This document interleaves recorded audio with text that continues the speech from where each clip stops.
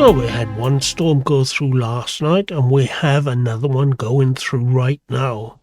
And it's at this time of the year, in the middle of winter, and the darkest time, that mythology tells us that we should look up into the skies to see if there are signs of impending doom.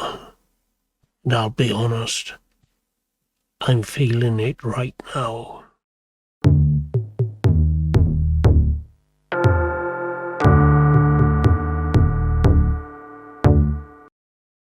So the Wild Hunt, what is the Wild Hunt? Well, the Wild Hunt is a mythology or a group or a set of mythologies that exist right throughout the entirety of Europe.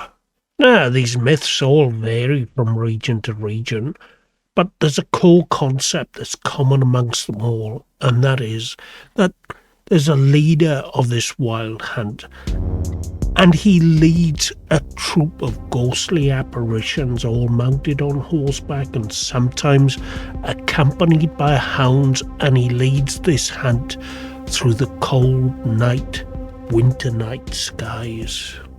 And it was said that if someone was to witness such an event, then this would be a sign of imminent death, doom, or destruction.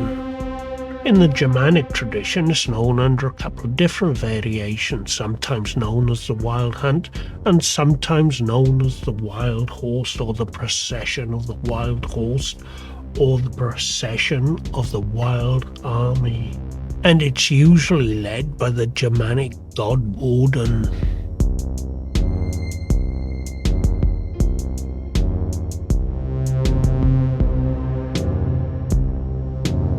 There are some that have commented that if this horde, this spectral troop marches as an army, then this portends an outbreak of war. Now, sometimes the horses were portrayed as having 2, 3, 6, or even 8 legs, and with fiery red eyes.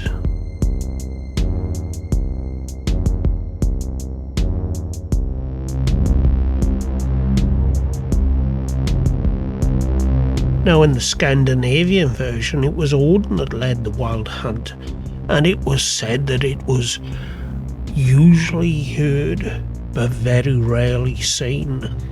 During Odin's hunt, all creatures of the forest felt silent, and the only thing that could be heard was the whining of the horses and the constant barking of the dogs.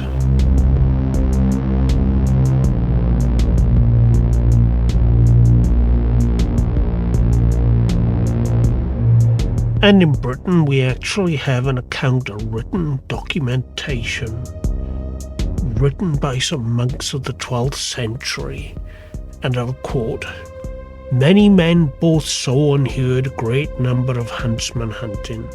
The huntsmen were black, huge and hideous, and rode on black horses and black he-goats. And their hounds were jet black, with eyes like saucers and horrible. This was seen in the very deer park of the town of Peterborough, and in all the woods that stretch from the same town to Stamford." And it goes on to tell us that all of these accounts came from reliable witnesses. And amongst the horde, they say, were 20 to 30 spectres. And these hunts went on every night for 9 weeks until the end of Easter. Now in Britain, for leaders, we have many to choose from. Some say Gwyn ap Nudd, some others around, then there's Herne the Hunter, and even King Arthur. But the legend we're most familiar with here in Britain is that of Gwyn ap Nudd, the god of the underworld. And he leads the Gwnan and the otherworldly dogs with the white shining coats and the red-tipped ears, and he leads them to find the souls of the dying and escort them back to the underworld.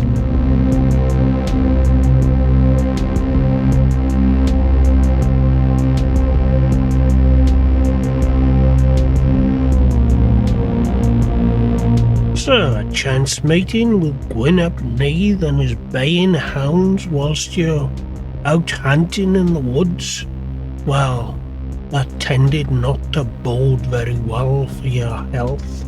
So putting all this together, all these stories tell us of some kind of pending doom or destruction.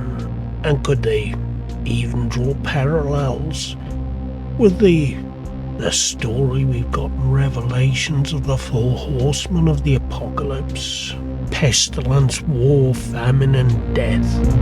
Now, given how widespread these stories are, and I believe there's even a version of the Wild Hunt in North America, something like the Ghost Riders, and given just how widespread they are, does this tell us maybe something about the human condition? That we're constantly looking for signs of imminent death, doom and destruction? Could be. However, there's one story that I find particularly interesting, and that is that it's said that people that remember the old beliefs and the old religion, they welcome the wild hunt. They see it as an opportunity that on a cold, stormy winter's night, that they may shed off this mortal coil, and for a short time join wild hunt. So on this stormy night, I'll bid you farewell, and I'll see you again, hopefully in another 2 weeks on the next one.